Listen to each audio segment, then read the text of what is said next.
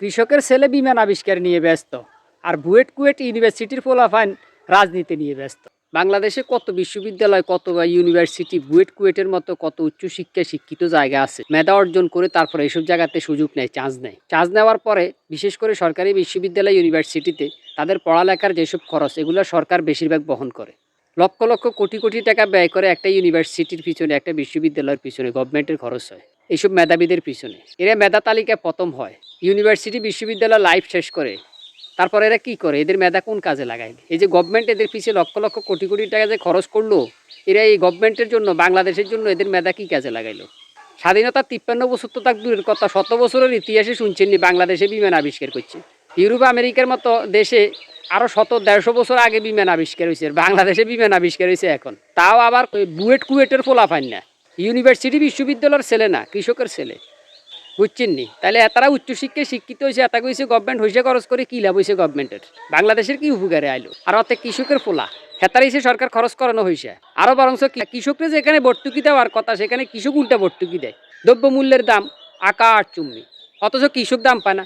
কৃষক লোন কিস্তি নিয়ে নিয়ে কৃষি জমি করে, যখন ফসল বিক্রি করতে যাইব তখন দাম নাই, সিন্ডিকেট দালাল বাটপারের কারণে। আর সেই কৃষকের ফোলা বিমান আবিষ্কার করছে, এটা দেখি আমরা মহা খুশি। হ্যাঁ, অবশ্যই আমরা খুশি, তবে এইটা কারা করা দরকার ছিল, আর করছে কে? তাহলে শিক্ষিত হয়ে লাভ হয়েছে? আর এসব শিক্ষিতের পিছনে পয়সা ডালি লাভ হয়েছে? দেশের কোনো কাজে আসছে? আসে নাই। বাংলাদেশে যখনই কেউ কিছু আবিষ্কার করে বা করার ইচ্ছা জাগে, দেখবেন যে অনেকেই সরকারের কাছে অনুদান চায়। তো সরকার যদি অনুদান দেয়, হে সফল হওয়ার চেষ্টা করে, ট্রাই করে। অনুদান না দিলে তো নাই। কৃষকের ছেলেরে কিন্তু কেউ অনুদান দেয় নাই, লাখ দেড়েক টাকা দিয়ে বিমান আবিষ্কার করছে। এখন যারা পড়ালেখা করছে বুয়েট কুয়েটের মতো জায়গায়, তারা কি 1.5 লাখ টাকা তাদের কাছে নাই?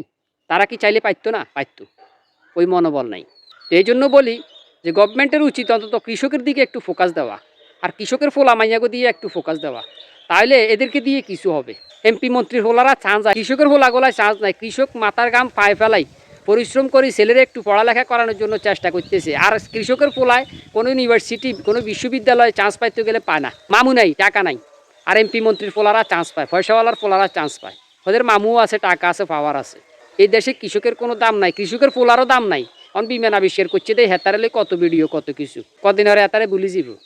কিন্তু হেতার হিসে এখন গভর্নমেন্টের নজর রাখা উচিত, তাকে আর্থিক সহায়তা দেওয়া উচিত, সে ভবিষ্যতে ভালো কিছু করুক। আমরা তো এমনি 100-150 বছর হিসেই গেছি, অন্তত এবার নজর দেওয়ার দরকার।